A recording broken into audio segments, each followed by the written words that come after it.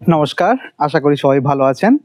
আজকে আপনাদের জন্য ভারতবর্ষের একটা উল্লেখযোগ্য আম নিয়ে কথা বলতে এসেছি, যে আমটা ভারতবর্ষের অনেক হাইব্রিডের মা বা বাবা।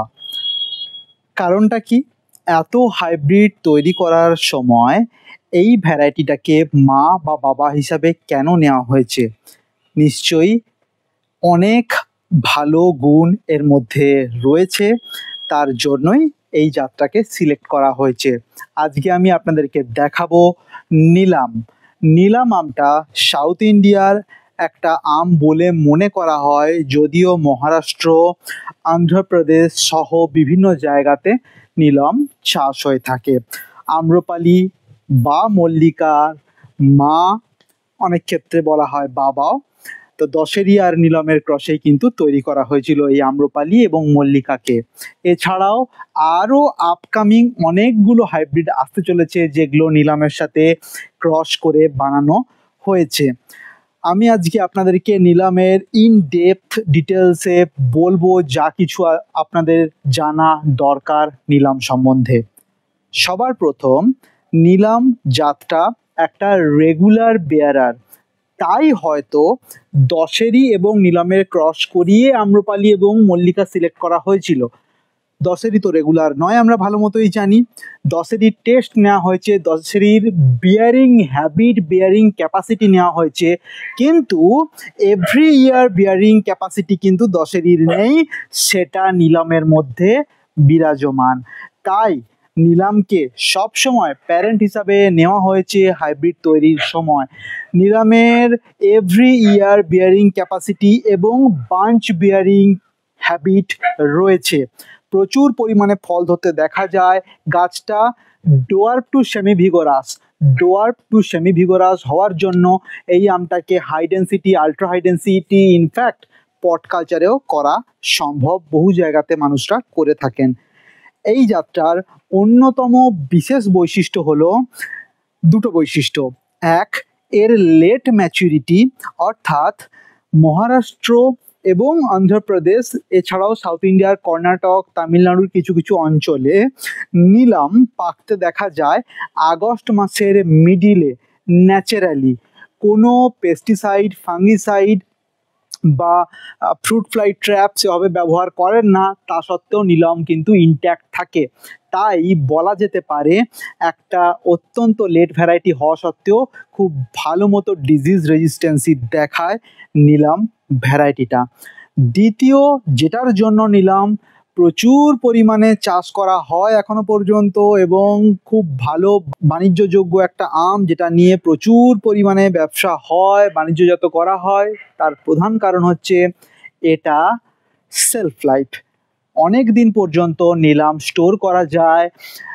ফ্রিজ বা কোল্ড টেম্পারেচার ছাড়া এই আমটাকে রুম টেম্পারেচারে যদি আপনি গাছ থেকে তুলে রাখেন ম্যাচিওর অবস্থাতে, তাহলে অন্তত 10 থেকে 15 দিন, বেশি 20 থেকে 22 দিন পর্যন্ত যেতে পারে পাকা অবস্থায়। অর্থাৎ আমার হাতে যে নীলমগুলো রয়েছে, এই রকম নীলম যদি আপনারা গাছ থেকে তুলে রাখেন, তাহলে এই আমটা 5 থেকে 6 দিন অনায়াসে থাকবে। এবং এই গুণটাই নীলমকে অনন্য করেছে। এই গুণটার জন্যই হয়তো আম্রপালিও অনেক দিন পর্যন্ত রাখা যায়, মল্লিকাও ঠিক সেরকম, যদিও কিছুটা কম, পুরোপুরি গাছ পাকা অবস্থায় 5 থেকে 7 দিন। এই আমটার গড় ওজন 260 থেকে 290 গ্রাম পর্যন্ত হতে পারে, যদিও কিছু কিছু সময় যদি নীলম কম হয় তাহলে সেক্ষেত্রে 300, 350, 400, ইভেন 500 গ্রামও যেতে পারে।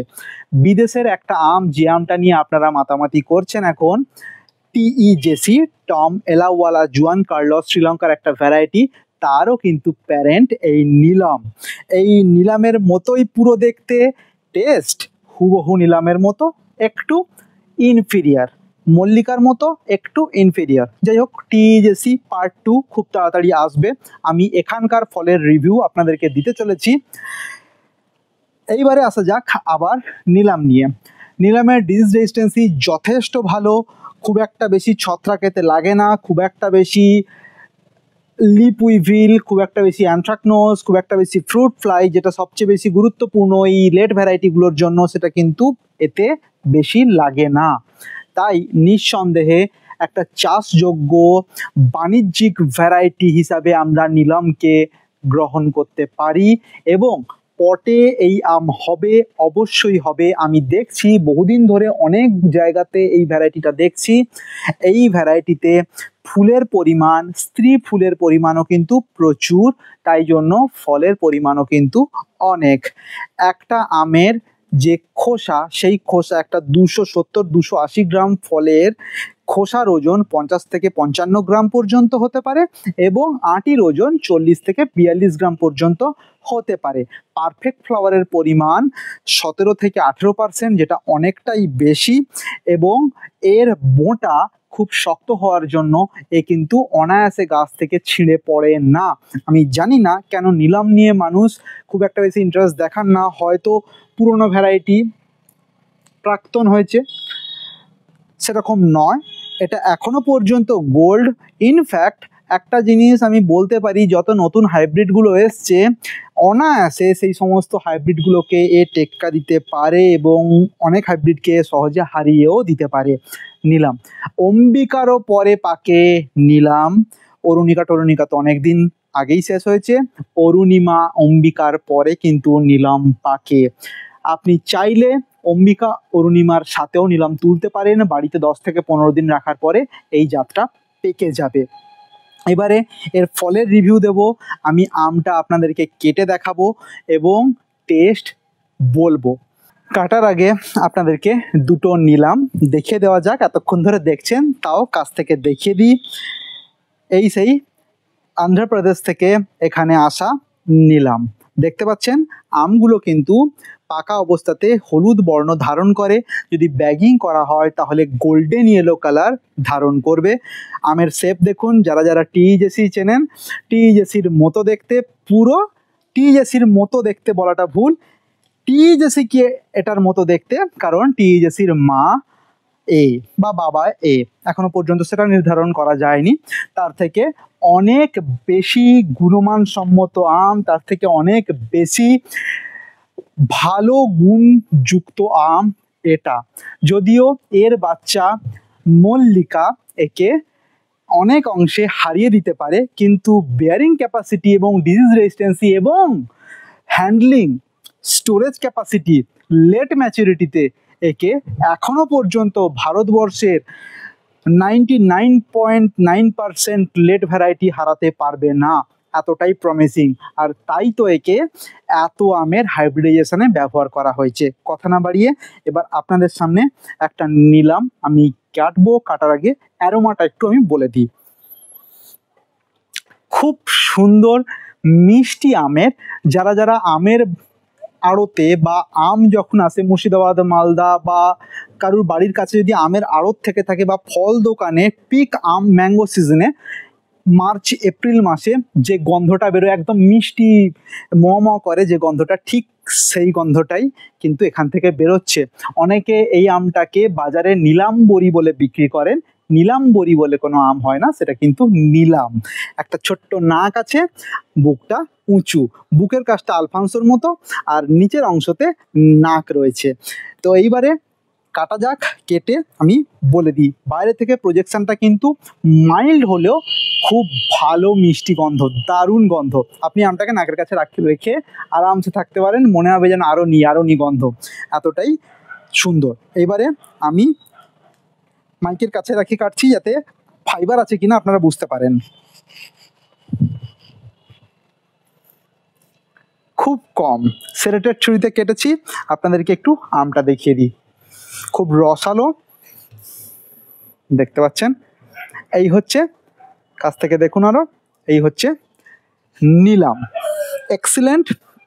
সাইড থেকে একটু বলে দিই আমি, এই অংশটা ইয়েলো কালার, যত মাঝের দিকে যাওয়া যাবে তত অরেঞ্জ হয়ে যাবে।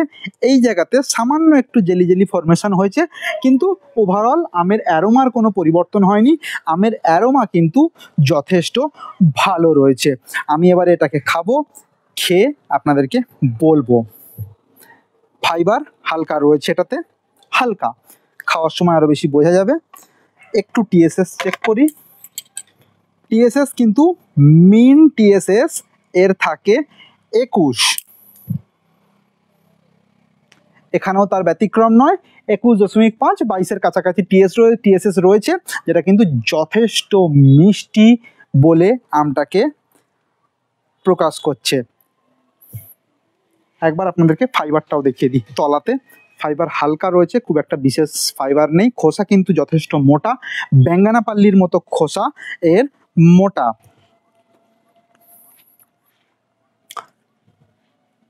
দারুণ, যেরকম জুসি সেরকম নরম, একদম নরম নয়, একদম শক্তও নয়, ঠিক মাঝামাঝি। মুখে প্রেসার দিলে আস্তে আস্তে সেখান থেকে সমস্ত রস বেরিয়ে যাবে।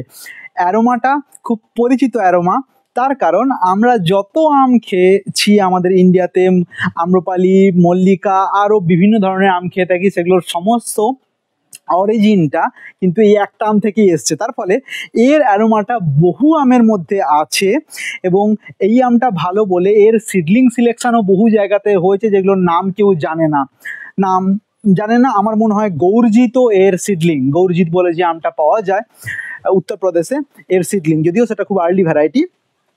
তো আরেকটু টেস্ট করি।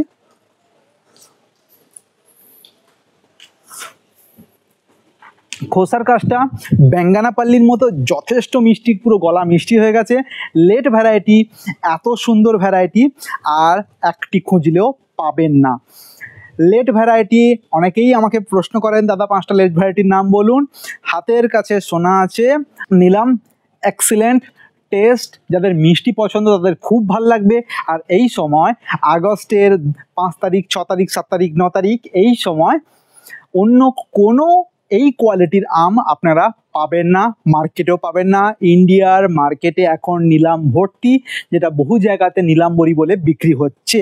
চৌসা কিছু কিছু জায়গাতে রয়েছে, কিছু কিছু জায়গাতে নিলাম্বরি, তবে ম্যাক্সিমামটাই এই নিলাম, যেটা নিলাম্বরি নামে বিক্রি হচ্ছে। এইবারে বলি টেস্ট, সেন্সেশন, পারসেপশানের স্কোরিং আমি করে দিই। অ্যারোমার দিক থেকে যদি স্কোর করা হয় 10-এ একে আমি 8 দেব। সুইটনেসের দিক থেকে স্কোর করলে 10-এ একে আমি 8 দেব, অবশ্যই দেব, খুব মিষ্টি। আফটার টেস্টের দিক থেকে একে রেটিং করলে 10-এ 8 অবশ্যই দেব, তার কারণ মুখে এখনো পর্যন্ত গন্ধ রয়েছে এবং ফ্লেভার রয়েছে। যদি সুইট অ্যাসিড ব্যালেন্সের দিক থেকে একে রেটিং করতে বলা হয় তাহলে একে আমি 6 দিতে পারি, তার কারণ একে অ্যাসিডিটি নেই, অ্যাসিডিটি খুব কম, শুধু মিষ্টি আপনি অনুভব করতে পারবেন, বেশি খেতে পারবেন না। প্রচণ্ড মিষ্টি একটা আম, যদিও 22 টিএসএস, 21.5, 22 টিএসএস, কিন্তু আপনার অনুভব হবে 25-26 টিএসএস এর মতো। এইবারে ফাইবার আছে, তাই পাল্পের টেক্সচারে একে একটু কম দিতে হবে। স্বাদ খুব একটা বেশি ফাইবার নেই, ওই 2-1টা ফাইবার হয়তো লাগবে, তবে সেটা চিবিয়ে আপনি খেয়ে নিতে পারবেন, নরম ফাইবার, খুব একটা শক্ত ফাইবার নয়। তো স্বাদ দেব। পাল্পের ফার্মনেসের দিক থেকে, যেহেতু এটা ফার্ম টু সফট, তাই একে আমি 7.5 থেকে 8 অবশ্যই দিতে পারি। কিপিং কোয়ালিটির দিক থেকে 10-এ 10, স্টোরেজ লাইফের দিক থেকে 10-এ 10 অবশ্যই দেওয়া যেতে পারে এই আমটাকে। আর যদি এই আমটাকে চাষযোগ্যতা বা ডিজ রেজিস্ট্যান্সের দিক থেকে তুলনা করা হয়, তা মানে র্যাঙ্কিং করতে বলেন, স্কোরিং করতে বলেন, তাহলে 10-এ একে আমি অবশ্যই 9 দেব। আমি জানি না কেন এখনো মানুষ লাগান না, আমি জানি না কেন আগের ভ্যারাইটি বলে একে দূরে সরিয়ে দেওয়া হচ্ছে, প্রচারের অভাব। আমি আছি তার জন্য। নিলাম নিয়ে খুব তাড়াতাড়ি অনেকগুলো ভিডিও আপনাদেরকে দেখাবো, কি করে চাষ হচ্ছে, কি পরিমাণে চাষ হচ্ছে। এখনো মার্কেটে গেলে তাহলেই বুঝতে পারবেন সমজদার চাষি কেউ নিলামের গাছ কাটেনি, সবার কাছে নিলামের গাছ প্রচুর পরিমাণে রয়েছে। তার কারণ এই সময় আমের কিলো পাইকারি 70 থেকে 80 টাকার কমে নয়, এবং বাজারে খুচরো 100 থেকে 150 টাকার কমে একদমই নয়। তাই নিলাম চাষিদের কাছে একটা উল্লেখযোগ্য আম। আজকে এখানেই শেষ করব আমার নিলামের রিভিউ। খুব তাড়াতাড়ি আপনাদের সামনে আরও একটা আম নিয়ে আমি আসতে চলেছি। ততদিন পর্যন্ত ভালো থাকুন, আর নিলাম গাছ পারলে অবশ্যই একটা লাগান। চ্যাংচুং, পুংপাং, কিট কেট এই সমস্ত লেট ভ্যারাইটির থেকে নিলাম লাগান, এখানে রেজাল্ট যথেষ্ট ভালো হচ্ছে। নমস্কার, ভালো থাকবেন।